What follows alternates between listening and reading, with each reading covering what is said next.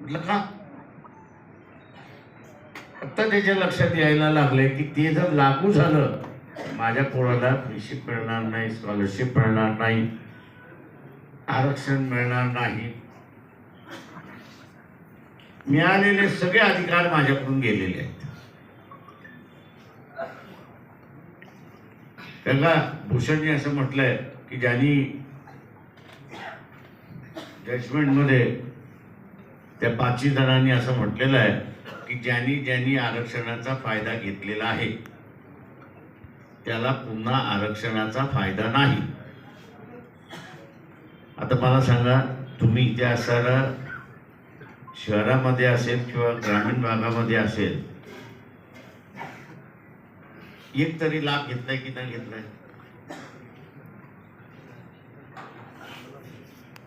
आता एक लाभ घेतलाय म्हटल्यानंतर तो काय मोठा झाला क्रिमिलियन.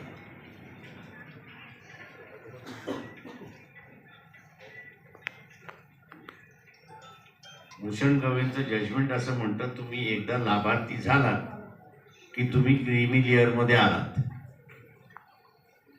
आणि क्रीमी लेअर मध्ये आल्यानंतर ओबीसीचा निर्णय तुम्हाला लागू होतो की तुम्ही आरक्षणाच्या बाहेर. हे तुम्हाला सगळ्यांना पाहिजे का? काही जणांना पाहिजे असा आवाज येतोय होय म्हणून.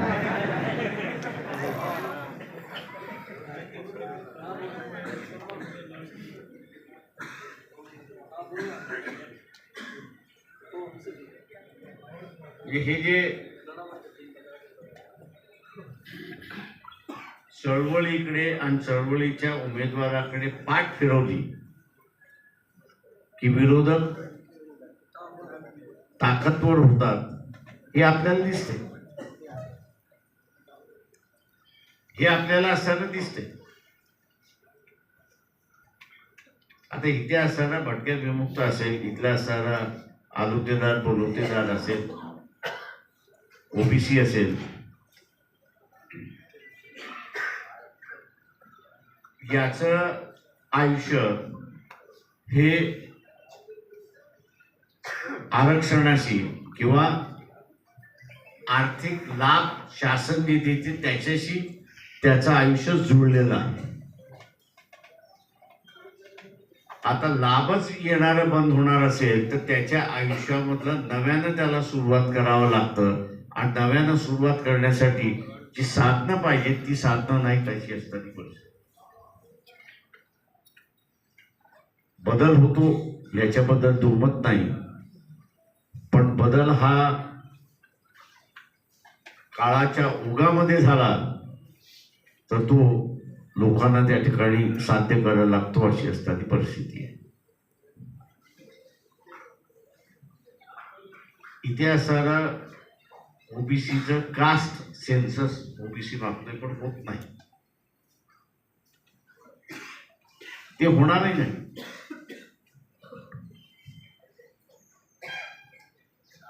त्याचं कारण आहे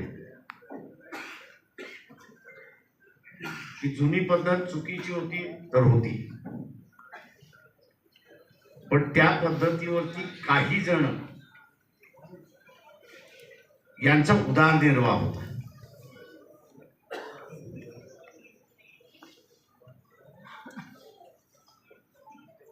तो गावासाठी असणारा उदरनिर्वाह असेल, त्या लोकांच्या फायद्यासाठी असेल, पण प्रत्येक गावाला ते लागणारी गोष्ट होती. आणि म्हणून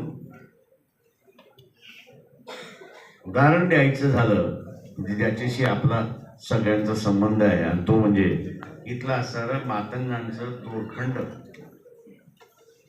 हा एक त्यांचा व्यवसाय. आज त्या व्यवसायाला पर्याय निर्माण झाला आणि ते म्हणजे गरवारेचं नायलॉनचा दोरा निर्माण व्हायला सुरुवात झाली, म्हणजे रोप व्हायला सुरुवात झाली. हे जे मातंग कुटुंब आज आपण असताना बघतोय उद्ध्वस्त झालं. व्यवसाय होता म्हणून टिकून धरून होता, व्यवसाय गेला म्हणून असताना उद्ध्वस्त झाला. या उद्ध्वस्त झालेल्या कुटुंबाला पुनर्वसनासाठी शासनाने काही केलं का तर आपल्याला दिसत नाही. आणि म्हणून असे अनेक समूह आपल्याला दिसतील की जे उद्ध्वस्त झाले आणि त्यांचा असणारा व्यवसाय हा हिसकावून घेतला, तो इतरांच्या ताब्यामध्ये गेला.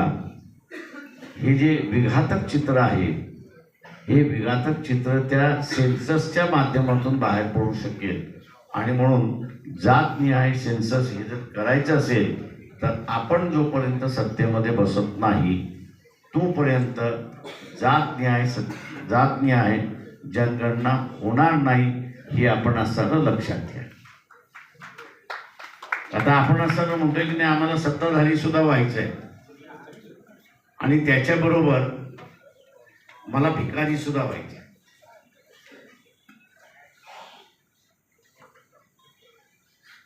मला सत्ताधारी सुद्धा व्हायचे आणि मला भिकारी सुद्धा व्हायचे. आता या दोन्ही गोष्टी एकत्र कशा येतील? तुम्हाला सत्ताधारी व्हायचं असेल तर भिकार पण सोडलं पाहिजे आणि नुसतं भिकार पण सोडून चालणार नाही, तर तुम्हाला दानशूर व्हावं लागेल. हा जो मी म्हणालो 15% मतदान,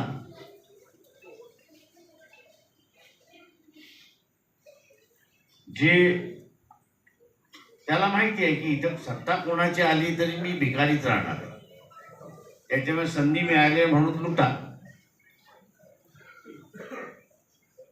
संधी मिळाली आहे लुटा, तो लुटतो. आता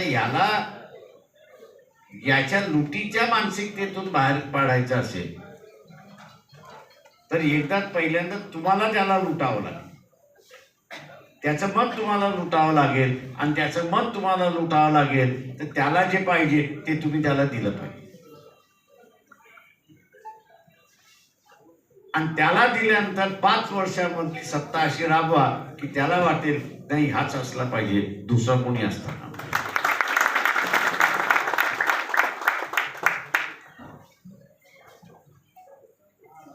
आणि म्हणून इथले जे कार्यकर्ते चांगल्या सुस्थितीत आहेत त्या सगळ्यांना माझी विनंती आहे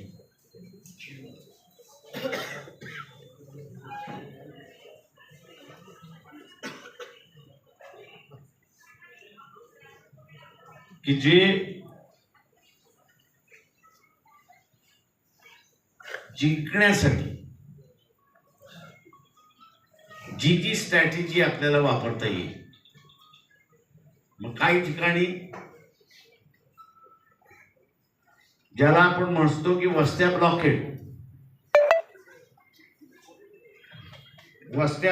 केला की पैसा जाणार नाही आणि आपल्याला असं वाटलं की या मतदारसंघामध्ये हे केलं आणि आपण असं जिंकतो तर ते आपण केलं. पण हा फॉर्म्युला सगळ्याच वार्डामध्ये लागणार नाही. काही ठिकाणी बाबा दिल्याशिवाय आपण असं जिंकू शकत नाही. त्यावेळेस कार्यकर्त्यांनी उमेदवाराकडे बघण्याच्या ऐवजी मीच उमेदवार आहे, माझ्याच खिशातले जे आहेत मी एक 10,000 बाजूला काढून ठेवतो आणि ते याच्यासाठी वापरतो आणि माझ्या वार्डातला असणारा उमेदवार मी त्या ठिकाणी जिंकून आणतो. एक स्ट्रॅटेजी कुठेही चालणार नाही. तुम्हाला वार्डाबरोबर तिथे असणारा स्ट्रॅटेजी त्या ठिकाणी करावी लागेल आणि ती जर आपण केली तरच ज्याला आपण म्हणतो की इथे विजयाकडे आपण जाऊ शकतो. त्याच्यामुळे एक काट्याकूट करणं बंद. जे उमेदवार आहेत किंवा दिल्या जातील हा पक्षाचाच उमेदवार आहे असं समजायचं आणि त्याला असं हे करायचं. आज बीजेपीचं उदाहरण घ्या, त्यांनी या पक्षातून त्या पक्षातून त्या पक्षातून त्या पक्षातून उमेदवार आणले ना, पण कुठेतरी हा आमचा उमेदवार नाही असा बीजेपीच्या कार्यकर्त्याच्या तोंडून वाक्य आलेलं आहे का? त्यांना माहित होतं की हा आमदार फक्त नावाला राहील, सत्ता माझी राहील.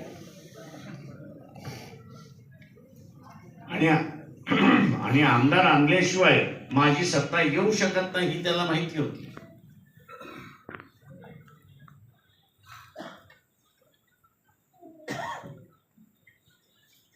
त्या आमदारामार्फत त्यांनी सत्ता आणली आणि आमदारामार्फत सत्ता आल्यानंतर त्याच आमदाराला गुलाम केलं आणि स्वतः असताना राजा म्हणून बसलेला अशी परिस्थिती.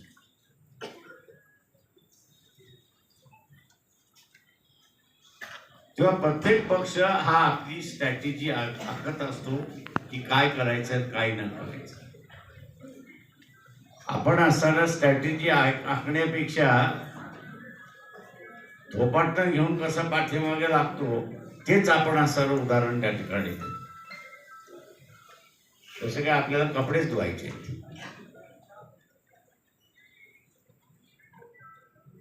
आणि म्हणून मी असं म्हणेन की ही जी निगेटिव्ह बाजू आपली जी आहे ती निगेटिव्ह बाजू आपण त्या ठिकाणी थांबवली पाहिजे. आणि एकच ध्यास आपण ठेवला पाहिजे की माझ्या प्रभागातले उमेदवार निवडून कसे येतील हे बघितलं पाहिजे. प्रभागातल्या कार्यकर्त्यांनी स्वतःचं विभाजन केलं. मी या 5 वस्त्या आहेत त्या सांभाळेन, ह्या 2 वस्त्या आहेत ह्या सांभाळेन, ह्या 3 वस्त्या आहेत ह्या सांभाळेन. आणि तिथलं मतदान होईपर्यंत मी सांभाळेन असं ज्या दिवशी आपण असं ठरवणार आहात त्या दिवशी मी असं म्हणेन की आपण विजयाकडे जाऊ शकतो.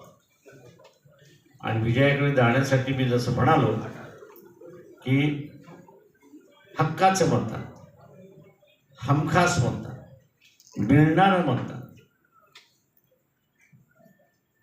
याला पहिल्यांदा मतदान करायला लावायचं. हे मतदान गेलं की मग असताना मतं मिळवायची कशी याचं तुम्ही असताना तिथे करू शकता अशी परिस्थिती आहे. आणि म्हणून मी अपेक्षा ही बाळगतो की आपण नांदेडमध्ये चांगल्या रीतीने पक्षाचा झेंडा फडकवाल ही अपेक्षा बाळगतो.